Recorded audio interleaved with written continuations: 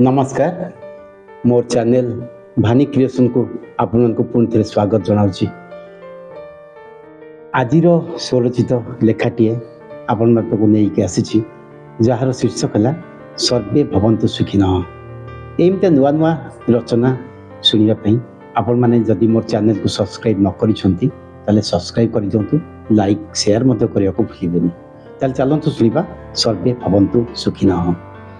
यही संघर्षरत मनीषटी जीवन युद्ध में हारी जाए चिर निद्रारे शोईजा पर खोजा पड़े एक शुभ्र वस्त्र बा चादर तार पार्थिव शरीर को ढंका देवाई किछि फूल और धूप दीपर भी आवश्यकता पड़ी थाए।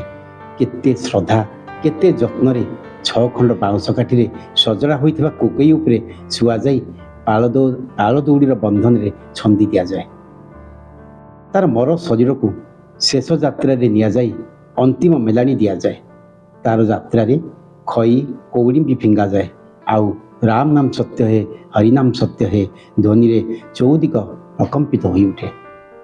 आत्मीय स्वजन मानकर बुकु फटा क्रंदन ताले ताले पहुंचाई दिया जाए।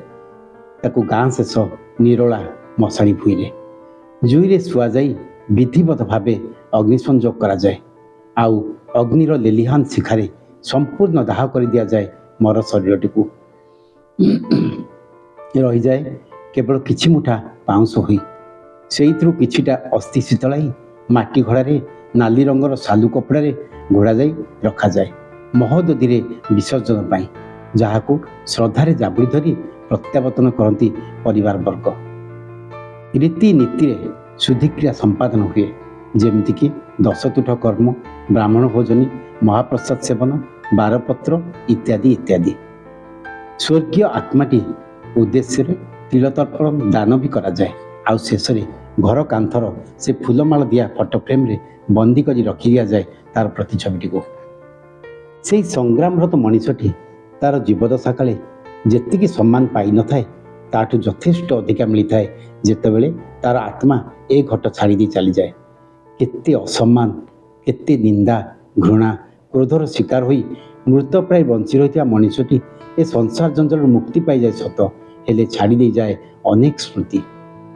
तार निधन पर सबकिछिर तर्जमा हुए तार अवदान गुणग्राम आउ भलमंद कथा एमती चली आसी कहीं अनादि कालरू आउ आगू मध्य चली समस्ते जानती ए मनीष जन्म होउची विधातार सर्वश्रेष्ठ अवदान।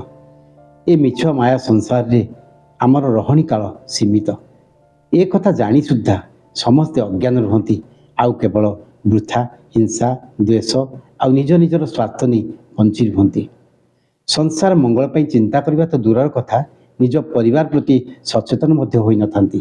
किछि मुष्टिमय व्यक्ति एभली घृण्य मानसिकतार यथेष्ट ऊर्ध्वरे रही एभली तांकर जीवदशा काल एभली किछि सुकर्म करि जाइथांती जे दुनिया तांको मने रखि थाए। आउ जुग जुग को स्वर्णाक्षर लिपिबद्ध हो रही जाए तांको नाँ गुड़िक। वास्तवतारे मनीष जीवन सार्थकता प्रतिपादन करथांती सेई माने केवल बुझी पारथांती ए जीवन गूढ़ रहस्य। आमे ए धरापृष्ठ भूमिष्ठ बेले किछि कर्म नहीं आसी थांती आउ किछि सुकर्म को सांगरे नहीं भी फेरी थांती। बाकी सबु किछि एइठी छाड़ी जाती। एइठा ही सत्य एइठा ही चिरंतन। सर्वे भवन्तु सुखिनः सर्वे सन्तु निरामया सर्वे भद्राणि पश्यन्तु मा कश्चित् दुःखभाग् भवेत्। धन्यवाद।